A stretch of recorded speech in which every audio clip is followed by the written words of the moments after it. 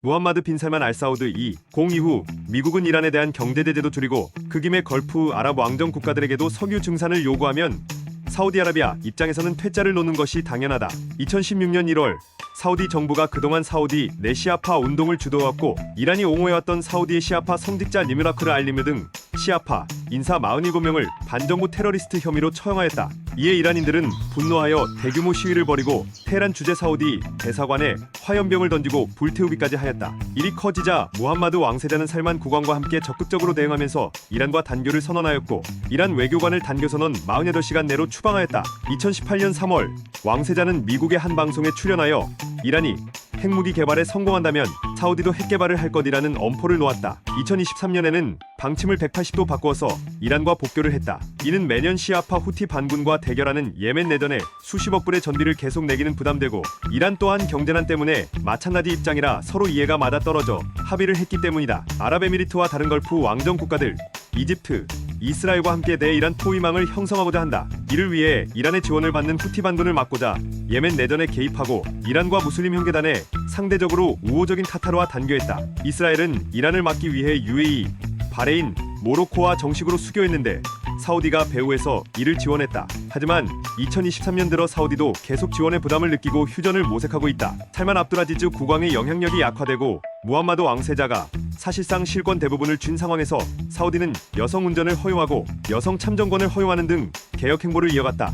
2018년 3월에는 미국 CBS의 인터뷰에 응하며 보수적인 무슬림 순위파 세력에 맞서 여성에 대한 대대적인 사회 변화를 약속하였다. 4월에는 직장에서 남녀가 함께 일하는 것을 허용하였다. 이렇게 와하비즘을 거부하는 행보는 1979년 이란 혁명 이후 이슬람 근본주의 일련도로 향하던 중동 왕조 및 국가들의 좋게 말하면 이슬람 선명성 경쟁, 나쁘게 말하면 이슬람 극단주의와 사회 문화에 지쳤고 이렇게 수구적이고 강경파스러운 행보가 계속된다면 석유 이외에 아무런 산업도 없는 사우디의 현실에 더 이상 미래가 없다는 것을 자각했기 때문으로 판단하고 있다. 사우디의 동생 국가라고 할 수 있던 아랍에미리트가 자이드 빈 술탄 알라엔의 주도로 이슬람 근본주의와 석유 경제에만 의지하지 않고 개혁과 변화를 통하여 지금의 두바이와 아부다비를 건설하면서 미래의 생존 모델을 보여주고 젊은 카타르의 아미르 타민 빈 하마드 알사니도 UAE에 이어서 과감하게 문호를 개방하고 두바이와 경쟁하는 생존 모델을 잘 운영하는 것에 대해 나도 그렇게 할 수 있다. 같은 자신감의 표현이라고 할 수 있다. 심지어 빈 살만은 앞으로 이슬람 발흥 이전의 중동 역사도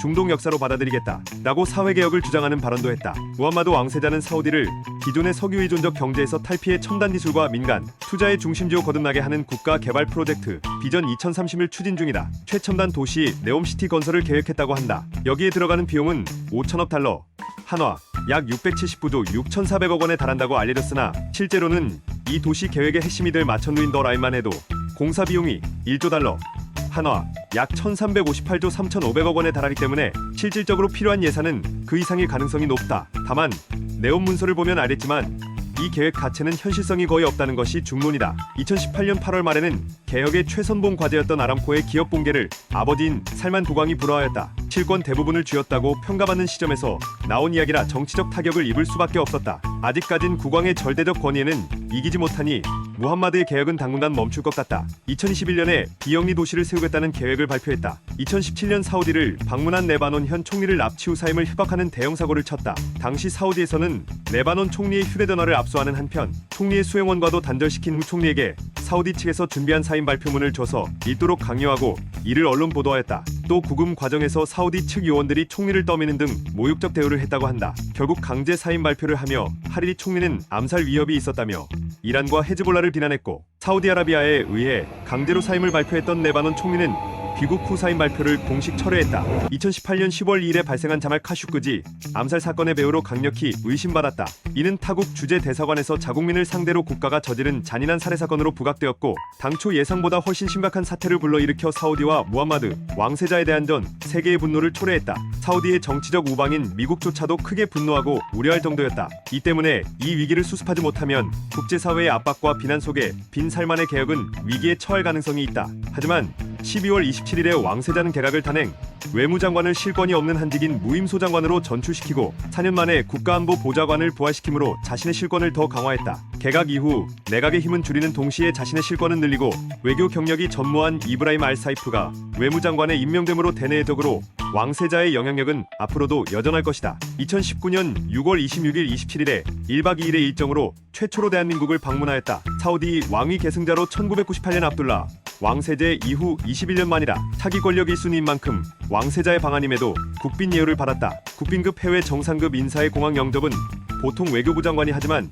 이번에는 이낙연 국무총리가 나와 영접했다. 또한 청와대는 공식 환영식에서 무함마드 왕세자를 위해 해외 정상의 국빈 방한에 동원되는 의장대 사열까지 준비했다. 2022년 11월 17일 한사우디 수교 60주년을 맞아 3년 만에 다시 한국에 방문했다. 토대형 도시 건설 프로젝트 네옴시티 사업 관련 기업인들을 만나기 위해 롯데호텔 서울에 1박 2일 일정으로 머물 예정이다. 11월 10일 호텔 관계자에 따르면 이그제큐티브 타워 한 동 전체를 예약했으며 왕세자가 오기 전 이미 사우디에서 온 선발대가 투숙하고 있다고 한다. 11월 17일 영시경 한국에 입국하여 한덕수 국무총리의 영접을 받고 롯데호텔로 이동하였다. 한남동 대통령 관저에서 확대회담과 단독회담, 오찬을 가졌다. 윤석열 대통령 내외가 한남동 대통령 관저에 입주한 이후 첫 해외 정상급 인사다. 윤석열 대통령과 빈살만 왕세자는 양국 관계를 미래 지향적인 전략적 동반자 관계로 발전시키게 하는 데 공감했으며 네옴시티 프로젝트 성공을 위해 양국이 협력하기로 약속했다. 또 빈살만 왕세자로부터 한국 정부의 북한 비핵화 노력에 대한 지지도 확인받았다. 국부펀드인 공공투자기금을 이용해 뉴캐슬 유나이티드 FC의 매입 협상을 벌이고 있다고 한다. 2018년부터 맨유를 4조 원이 넘는 돈으로 산다고 나섰으나 글레이저 구단주에게 거절당했고 결국 뉴캐슬로 방향을 바꾸었다. 그러나 프리미어 리그 사무국도 부정적인 반응을 보였는데 대략 이렇다. 사우디아라비아 인권 문제. 사우디아라비아에서 저지르는 불법 프리미어 리그 시청 방송 적발 미흡. 이러한 이유를 들었고 결국 2020년 7월 31일 사우디 국부펀드는 뉴캐슬 유나이티드 인수를 포기하기로 했다. 사실은 사우디 왕가 소유인 PIF가 PL 중개권사인 카타르의 비인 스포츠와 극심한 마찰을 겪고 있기 때문이었다.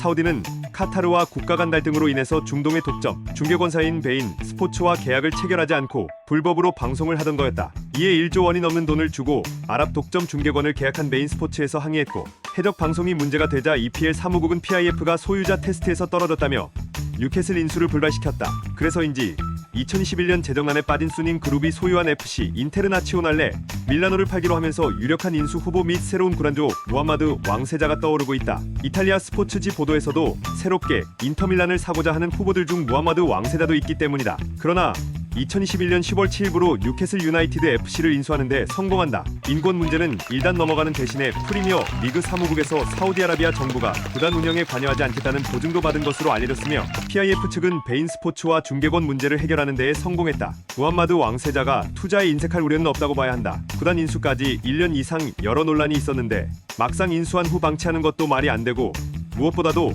왕위 계승자의 자존심과 직결되는 문제다. 인수 이전까지 리그 우승이 한 번뿐이던 첼시는 석유 부자 로만 아브라모비치가 구단을 인수한 이후 리그 우승 5번과 챔피언스리그 우승 2번을 거두며 화려한 성적을 거뒀다. 또한 리그 우승이 2번이고 90년대 말엽에는 경영난으로 구단 역사상 최초로 3분 1까지 강등당하는 암흑기를 겪었던 맨체스터 시티는 UAE의 만수르 빈 자이드 알라얀 시대에 들어서 수많은 우승컵을 모두 쓸어 담았을 뿐 아니라 202,223 시즌에는 프리미어리그에서 두 번째로 트래블까지 달성하는 화려한 성적을 거뒀다. 마찬가지로 파리 생제르맹 FC 역시 카타르 국왕의 투자로 리그 우승부터 챔피언스리그 준우승도 거두는 등 타국 이슬람 왕족들의 화려한 유럽리그 투자와 그에 따른 화려한 성과를 거둔 선례가 되었다. 시즌 중반에서야 뉴캐슬 인수에 성공해 202,122 시즌에는 겨울 이적 시장에서 리그 잔류를 위해 긴급히 몇몇 포지션의 선수들을 보강하는 정도에 그쳤다. 하지만 그 이전 에디 하우 감독을 선임한 것이 신의 한 수가 되었고 이후 202,223 시즌에도 전임 구단주 마이크 애슐리가 남기고 간 부채 관련 이슈로 이내 지나치고 비합리적인 투자를 자제하고